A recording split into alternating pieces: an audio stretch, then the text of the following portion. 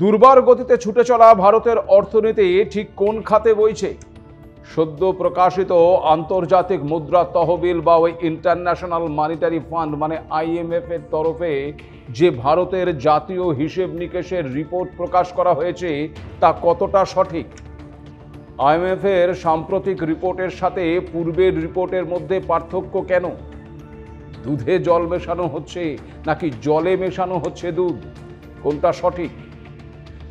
দেশের এবং রাজ্যের আর্থিক পরিসংখ্যানের নিরিখে আপনি কি জানেন যে আপনার দেনার পরিমাণ কত? ভারতের অর্থনৈতিক ফান্ডা আসলে কি ওই পারমুটেশন আর কম্বিনেশনের উপর দাঁড়িয়ে রয়েছে? নমস্কার, আপনারা দেখতে শুরু করেছেন এডিটার্স ডায়েরি। আমি ভাস্কর দত্ত আপনাদেরকে আরও একটি নতুন এপিসোডে স্বাগত জানাই। আন্তর্জাতিক মুদ্রা তহবিল মানে ওই আইএমএফ এর সাম্প্রতিক রিপোর্টে ভারতের জাতীয় হিসাব নিকাশকে ঘিরে নতুন করে সন্দেহ এবং বিতর্ক তৈরি হয়েছে। গত 26শে নভেম্বর প্রকাশিত 2005 সালের আর্টিকেল 4 কনসালটেশন রিপোর্টে ভারতের জাতীয় হিসাব ভিত্তিক তথ্যকে আইএমএফ সি গ্রেড দিয়েছে। রিপোর্টে বলা হয়েছে ভারত যে তথ্য আইএমএফকে সরবরাহ করেছে তাতে একাধিক ত্রুটি রয়েছে এবং তা সংস্থার নজরদারি বা সার্ভেলেন্স প্রক্রিয়াকে কার্যত বাধাগ্রস্ত করেছে। আপনাদের জানিয়ে রাখি যে এই আইএমএফ এর কাজ হলো বিশ্বব্যাপী অর্থনৈতিক স্থিতিশীলতা, আন্তর্জাতিক বাণিজ্য এবং কর্মসংস্থান বৃদ্ধি ও দারিদ্র্য হ্রাস করা। প্রতিটি সদস্য দেশের অর্থনৈতিক অবস্থা এবং নীতির নিয়মিত পর্যালোচনা করা, যা ওই আর্টিকেল 4 কনসালটেশন নামে পরিচিত। সংকটে থাকা দেশগুলোকে স্বল্প এবং দীর্ঘমেয়াদী ঋণও দিয়ে থাকে এই আইএমএফ। এক কথায় বলা যায় এই আইএমএফ বিশ্ব অর্থনীতির স্বাস্থ্য রক্ষার একটি কেন্দ্রীয় ভূমিকা পালন করে, যাতে দেশগুলো অর্থনৈতিকভাবে সমৃদ্ধ হতে পারে এবং বৈশ্বিক আর্থিক সংকট এড়ানো যায়। মূলত সরকারের দেওয়া তথ্য এবং পরিসংখ্যানের ওপরেই তারা নির্ভর করে। কিন্তু এবার এই আইএমএফ এর মূল্যায়ন স্পষ্টতই জানাচ্ছে যে পরিসংখ্যান নির্ভরযোগ্য নয়। সহজ ভাষায় সি গ্রেড মানে হলো অফিসিয়াল ডেটা মানদণ্ডে খাপ খাচ্ছে না। অর্থাৎ সাম্প্রতিক প্রকাশিত 2025-26 অর্থবর্ষের দ্বিতীয় ত্রৈমাসিকের 8.2% জিডিপি বৃদ্ধি নিয়ে বাস্তব সন্দেহ থেকেই যায়। এখন প্রশ্ন হচ্ছে যে আইএমএফ কেন সি গ্রেড দিয়েছে? এক্ষেত্রে আইএমএফ যুক্তি দিয়েছে যে তথ্য জাল না হলেও এটি গণনা করার জন্য ব্যবহৃত পদ্ধতিগুলো পুরনো বলে জানানো হয়েছে, যার ফলে চূড়ান্ত সংখ্যাগুলো কম সুনির্দিষ্ট। ভারত এখনও 2011-2012 সালকে জিডিপি গণনার জন্য ভিত্তি বছর হিসেবে ব্যবহার করে। আইএমএফ যুক্তি দেয় যে এটি গত দশকের ডিজিটাল এবং অর্থনৈতিক পরিবর্তনগুলো ক্যাপচার করতে ব্যর্থ হয়েছে।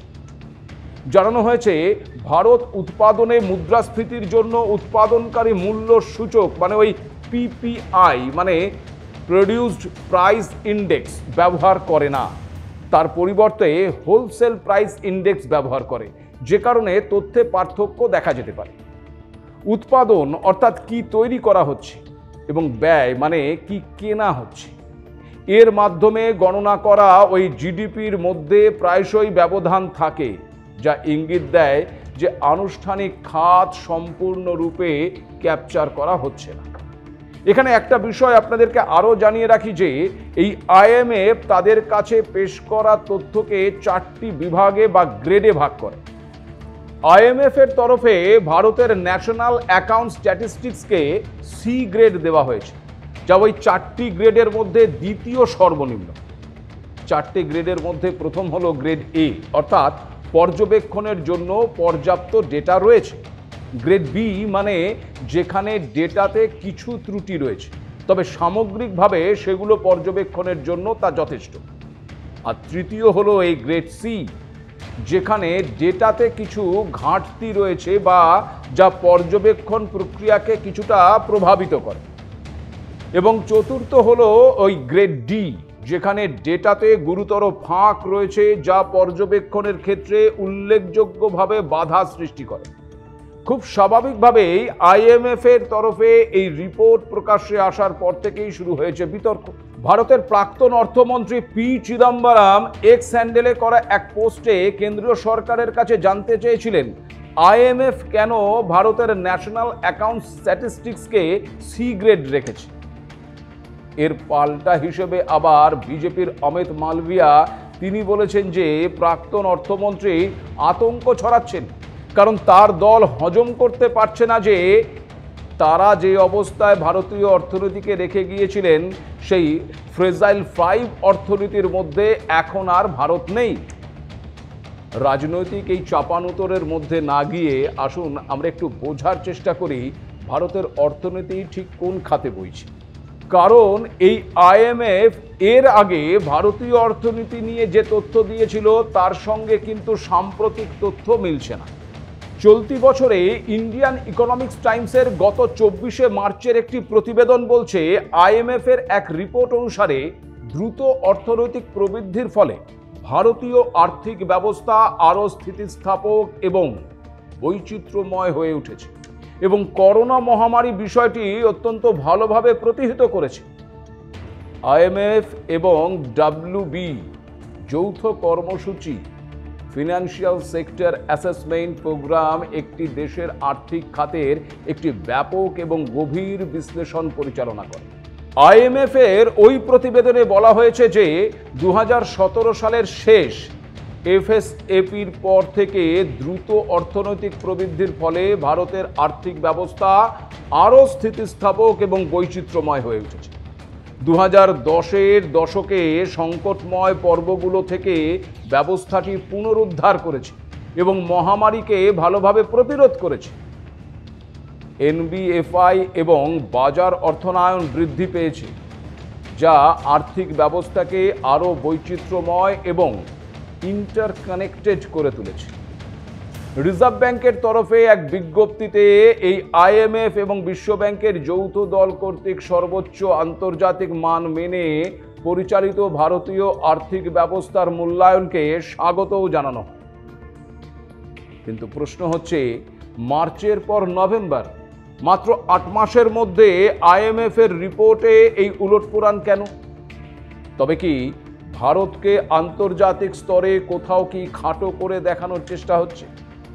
ভারতের অগ্রগতিকে মানতে পারছে না ওই পশ্চিমা দেশগুলি, সে কারণেই কি ভারতের অর্থনীতি নিয়ে প্রশ্ন তোলা হচ্ছে? এটাও কি তবে ওই ডিপ স্টেটের চক্রান্তের ইঙ্গিত? আইএমএফ এর তরফে ভারতের জাতীয় হিসাব ভিত্তিক তথ্যকে সি গ্রেড দেওয়ায় যারা গেল করছেন, যারা বলছেন ওই দেখো ভারতের আর্থিক অবস্থার আসল তথ্য বেরিয়ে এসেছে, তাদের আরও একটি তথ্য দিয়ে রাখি। আপনি কি জানেন যে শুধু ভারত নয়, চীনের মতন দেশকেও জাতীয় হিসাব এবং সরকারি অর্থ পরিসংখ্যানের জন্য সি গ্রেড দিয়েছে ওই আইএমএফ। কি এবার অবাক হচ্ছেন তো? হ্যাঁ, ঠিকই শুনেছেন যে চীন বিশ্ব অর্থনীতিতে দ্বিতীয় স্থানে অবস্থান করছে। বিশ্ব অর্থনীতিতে ওই মার্কিন যুক্তরাষ্ট্রের পরেই যার স্থান, সেই চীনের ক্ষেত্রেও জাতীয় হিসাব ভিত্তিক তথ্য প্রদানকে সি গ্রেড দিয়েছে ওই আইএমএফ। আর এখান থেকেই তৈরি হচ্ছে নানা বিতর্ক। তবে কি ওই পশ্চিমা দেশগুলোর চক্রান্তের শিকার হতে হচ্ছে ভারত ও চীনকে? বিশ্ব অর্থনীতিতে ক্রমেই ওপরের দিকে উঠে আসছে বলে ভারতকে খাটো করতেই কি এই তথ্য প্রদান? আমেরিকা চীনের সঙ্গে টেক্কা দিতে না পারার জন্য আইএমএফকে দিয়ে এমন তথ্য প্রদান করাচ্ছে? এমন প্রশ্নগুলো উঠে আসছে বিভিন্ন মহলে। একটা বিষয় তাই বুঝে নেওয়া প্রয়োজন যে এই আইএমএফ এর তরফে এই যে সি গ্রেড দেওয়া হয়েছে, তার মানে কখনোই এটা নয় যে ভারতের অর্থনীতির অবস্থা খুব খারাপ ধরে নিতে হবে। ভারতীয় অর্থনীতির খুব খারাপ অবস্থা এমনটা কিন্তু ওই আইএমএফ কোথাও বলেনি। সি গ্রেড মানে চীন বা ভারতের অর্থনীতি খারাপ নয়, বরং ডেটা সরবরাহের পদ্ধতিতে উন্নতির সুযোগ আছে বলে মনে করছে আইএমএফ। গোটা বিষয়টি নিয়ে প্রায় একই কথা বলেছেন বিশিষ্ট অর্থনীতিবিদ রতন খাসনবিশ। তিনিও মনে করেন যে ভারতীয় ডেটাতে এমন কিছু উপাদান আছে যা না থাকাই বাঞ্ছনীয়। অনেকবার বলার পরেও তা ঠিক হয়নি, আর সে কারণেই আইএমএফ এর তরফে এমন রিপোর্ট দেওয়া হয়েছে বলে মনে করছেন তিনি। এটা আমরা অনেকেই জানি না যে 1993 সাল থেকে এটা সিস্টেম অফ ন্যাশনাল অ্যাকাউন্টস, এটাকে একটা গ্লোবাল স্ট্যান্ডার্ডে টার্ন করানো হয়েছে ইউনাইটেড নেশনস থেকে। ইউনাইটেড নেশনস যেটাকে গ্লোবাল স্ট্যান্ডার্ড করেছে, SNA, system of national accounts, IMFও ঠিক সেটাকেই মেনে চলে। সেটা মেনে চলতে গিয়ে IMF দেখছে যে ভারতের ডেটাতে কতগুলো উপাদান আছে, এলিমেন্ট আছে, যেগুলো না থাকাই বাঞ্ছনীয়। অনেকবার বলা হয়েছে সেগুলোকে ঠিক করে নেওয়ার জন্যে, এবং ভারতবর্ষ থেকে কিছু করা হয়নি। তো সেক্ষেত্রে IMF বাধ্য হয়েছে, আমার নিজের ধারণা, যে তার ডেটার কোয়ালিটিটা যত ভালো আগে ভাবা হয়েছিল তত ভালো নয়, এরকম একটা অনুমান তারা করেছেন। সেটা হচ্ছে তারা বলছেন যে ভারতবর্ষের যে SNA করেছে, সিস্টেম অফ ন্যাশনাল অ্যাকাউন্টস, তাতে ওরা ভিত্তিবর্ষ ধরছে 11-12, কিন্তু এটা হওয়া ঠিক নয়। তারপরে অনেক পরিবর্তন ঘটেছে, ফলে ভিত্তিবর্ষটা আরেকটু এগিয়ে আনার দরকার ছিল। এইটা IMF যা বলছে তার সঙ্গে আমাকে যদি জিজ্ঞেস করেন আমিও একই কথা বলবো, যেটা হওয়া উচিত ছিল। IMF এর রিপোর্টে ভারতের গ্রোথকে 6.6-এর পরিবর্তে 6.2% হবে বলে দাবি করা হয়েছে। সে কারণে IMF এর সাম্প্রতিক রিপোর্টে যা দেখানো হয়েছে তাতে চিন্তিত হবার কিছু নেই বলেই মনে করছেন অর্থনীতিবিদ দেবাশিস বিশ্বাস। IMF কিন্তু ভারতবর্ষের যে গ্রোথ যেটা ফাইন্যান্সিয়াল ইয়ার 2025-26 বলেছিল, সেটা এপ্রিল থেকে মার্চ 2026 অব্দি সেখানে 6.6% ছিল। সেখান থেকে এখন ওরা বলছে 6.2% মতো আসবে। সুতরাং গ্রোথ রেট খুব কমিয়েছে বলা যাবে না। তবে হ্যাঁ, ওরা যেটা করেছে সেটা হচ্ছে ভারতবর্ষের যে ডেটা সোর্স, সেই ডেটার গ্রেডেশনটা আগে বি ছিল, সেটাকে সি করেছে। সেটা ওদের দিক থেকে কিছু প্রশ্ন ওরা রেখেছে ওদের এজেন্সি হিসাবে। যে প্রশ্নগুলোর মধ্যে রয়েছে যে বেস ইয়ারটা কেন 2011 সালের হচ্ছে, তারপরে ধরা হচ্ছে না। তারপরে আমাদের যেটা ইনফর্মাল সেক্টর, সেগুলো নিয়েও তাদের নানান প্রশ্ন আছে, সেটা ডেটা নিয়েও ওদের প্রশ্ন আছে। তো এইটা হচ্ছে মূল ঘটনা। কিন্তু প্রশ্ন হচ্ছে, IMF এর এই রিপোর্টের পেছনে কি সত্যিই কোনো চক্রান্তের গন্ধ রয়েছে? ভারত, চীন, এই সমস্ত দেশগুলোকে খাটো করতেই কি ওই পশ্চিমা দেশগুলো চক্রান্তের ফসল এই IMF এর রিপোর্ট? গোটা বিষয়টিকে উড়িয়ে না দিলেও অর্থনীতিবিদ রতন খাসনবিশ মনে করছেন, উন্নত দেশগুলি ভারত এবং চীনের মতন দেশের উন্নতি মানতে পারছে না বলে মনে করা হলেও ভারতের ডেটা কোয়ালিটি উন্নত করার প্রয়োজন রয়েছে। যেমন ভারতবর্ষের স্ট্যান্ডার্ডটাকে বলেছে সি, তেমনি চীনে যে অ্যাকাউন্টিং স্ট্যান্ডার্ড সেটাকেও তারা বলছে সি। এর থেকে এরকম একটা অনুমান কেউ কেউ করছেন যে উন্নত দেশগুলো, যারা ভারতবর্ষ বা চীনের যে অগ্রগতি এটাকে পছন্দ করে উঠতে পারছেন না বা হিংসে করছেন, তারা কায়দা করে এখন ভারতবর্ষের ন্যাশনাল অ্যাকাউন্টস ডেটা নিয়ে প্রস্তুতি দিয়েছেন। অর্থাৎ আপনি যে কথাটা বলছেন, এরকম একটা অনুমান বিশ্বজুড়ে আছে, ভারতবর্ষের ডেটা কোয়ালিটি ঠিক নেই, এটা আরও ইমপ্রুভ করার দরকার আছে বলে আমি মনে করি। আপনাদের জানিয়ে রাখি যে এই যে IMF নিয়ে আমরা কথা বলছি, অনেকেই জানেন না যে এই IMF-কে কিন্তু প্রতিটি সদস্য দেশ টাকা দেয়। তথ্য বলছে ভারতও তার কোটা প্রদান করে। শতাংশের নিরিখে তা মাত্রই 2.76%, আর আমেরিকা প্রদান করে সবচেয়ে বেশি 17.46%। আর সেই কারণেই IMF এর এই রিপোর্টের পেছনে বৃহত্তম কারণ লুকিয়ে থাকার বিষয়টি অস্বীকার করছেন না অর্থনীতিবিদ দেবাশিস বিশ্বাস। গোটা বিষয়টির মধ্যেই একটি প্যাটার্ন থাকার বিষয়টি অস্বীকার করা যাবে না বলেই মনে করছেন তিনি। পাশাপাশি এই IMF এর তরফে গরিব দেশগুলিকে ঋণ প্রদান নিয়েও প্রশ্ন তুলেছেন তিনি। বৃহৎ প্রেক্ষাপটে দেখলে পরে এর পেছনে কোনো রকম কারণ লুকিয়ে থাকা অসম্ভব কিছু নয়। যারা পরিচালন বর্গের মধ্যে আছেন, সেখানে রকফেলার ফ্যামিলি এবং জর্জ সোরস, এদের পরিবারের লোকজন প্রচুর জড়িয়ে আছেন, যারা প্রথম থেকেই ভারত বিদ্বেষী ভূমিকা পালন করে এসেছে। হ্যাঁ, আমেরিকার চাপ তো থাকতেই পারে, কারণ ভারতবর্ষের অর্থনৈতিক যদি যেভাবে বাড়ছে, প্রথমে যেমন বলো 6.6% বললে পরে যে পরিমাণে এই যেটাকে আমরা ভেঞ্চার ক্যাপিটাল বলি, অন্য জায়গার থেকে হয়তো আমেরিকার থেকে অনেক ক্যাপিটাল ভারতবর্ষের ক্ষেত্রে আসতে পারে, মুভ করতে পারে, সেটা আটকানোর জন্য এটা হতে পারে। তবে IMF ঋণ দান করছে, খুব ভালো, কিন্তু ঋণদান করার পরে কি করছে, আবার সেই আইএমএফ এর যে বিভিন্ন রকম ফান্ডিং যারা করে থাকেন, যাদের কথা আমি বললাম, সেরা আবার কি করছে, বিভিন্ন এনজিও কে টাকা দিচ্ছে। এনজিও গুলো যেন সেখানে পরিবেশ বা এই সংক্রান্ত ব্যাপার নিয়ে আন্দোলন তৈরি করে এবং প্রজেক্টটা ডিলেট হয়ে যায়। যখনই প্রজেক্ট ডিলেট হয়ে যাবে তাহলে প্রজেক্টের কস্ট বেশি হবে, আইএমএফ এর লাভ বেশি হবে, তো সেই দেশে কিন্তু সমস্যা হবে। আমি অর্থাৎ বুঝতেই পারছেন, আইএমএফ যা বলছে তাতে কিন্তু প্রশ্নের অবকাশ রয়েছে। আবার ভারতের তরফে যে ডেটা প্রদানের পদ্ধতি রয়েছে তা বদলের বিষয়টিও গুরুত্বপূর্ণ এক্ষেত্রে। তবে একটি তথ্য আপনাদেরকে দিয়ে রাখি যে ভারত সরকার ইতিমধ্যেই সে বিষয়ে পদক্ষেপ গ্রহণ করেছে। গত বুধবার মানে 4 ডিসেম্বরই অর্থমন্ত্রী নির্মলা সীতারামন জানিয়েছেন যে সরকার জিডিপি গণনার জন্য ভিত্তি বছর ওই 2010-11 পরিবর্তে 2022-23 আপডেট করার পরিকল্পনা করেছে। নতুন ভিত্তি যা পণ্য ও পরিষেবার জন্য একটি সংশোধিত বিষয় নিয়ে আসবে। গত 15 বছরে উপভোক্তার ধরন পরিবর্তিত হওয়ার অর্থনীতিতে পরিবর্তনগুলি প্রতিফলিত করবে।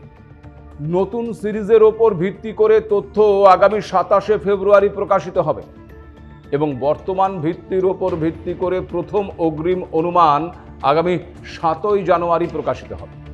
পরের বছর মুদ্রাস্ফীতি এবং শিল্প উৎপাদনের জন্য ভিত্তি বছরেরও পরিবর্তন আসবে। তবে এদিন আইএমএফ এর রিপোর্টে ভারতের তথ্যের মানের উল্লেখ নিয়ে কিন্তু উদ্বেগ প্রকাশ করেছেন নির্মলা সীতারামন।